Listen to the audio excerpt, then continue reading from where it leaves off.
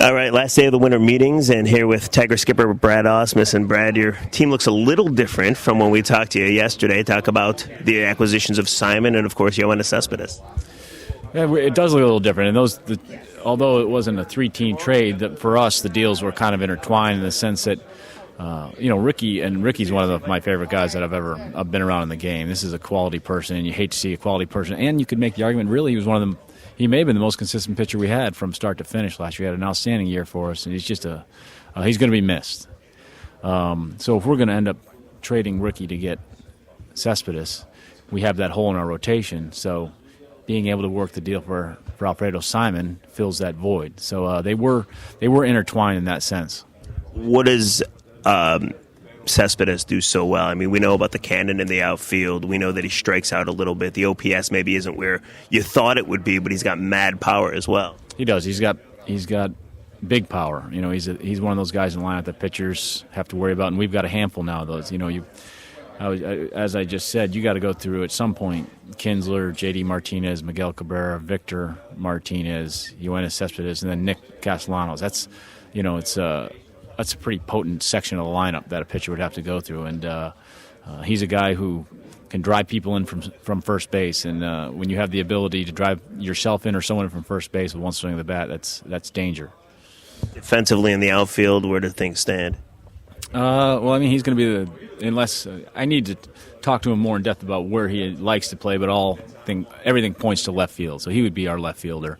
JD would go to right, which I think is good because the right field at Comerica is a little bit smaller.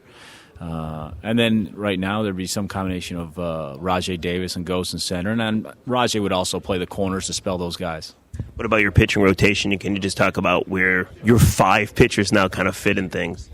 Well, I mean, I don't know what the rotation is going to end up being, but we certainly have five very good starters. Price, Verlander, Sanchez, Simon, and then Green. And I wouldn't say that it's necessarily in that order, but those are five very good starters, and we're very comfortable with those five. A couple more with Brad Ausmus, the skipper of the Tigers. You know, you talked about Cespedes. What about Simon? What does he do so well? Well, he's actually a guy who's always had really good stuff. You know, above average about plus velocity, good sink.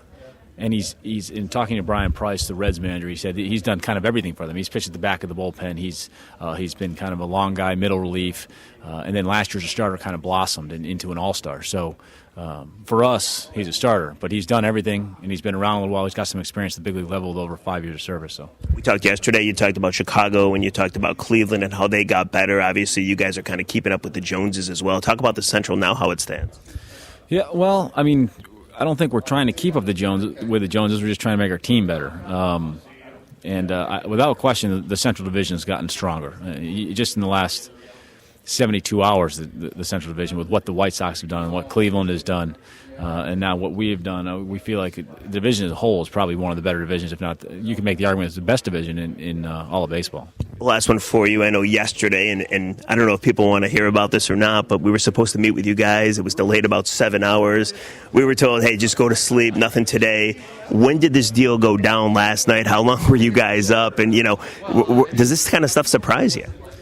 I mean, I'm relatively new to winter meetings. This is probably my fourth or fifth that I've been to them. Obviously, my second as a manager. But it went late into the night. It was, it was to the point where by the time everything got kind of worked out, it was too late to notify players, especially players that are on the East Coast because of the time difference. So we were up late, but it was well worth it. Thanks so much. Congrats. I appreciate it. Thank you.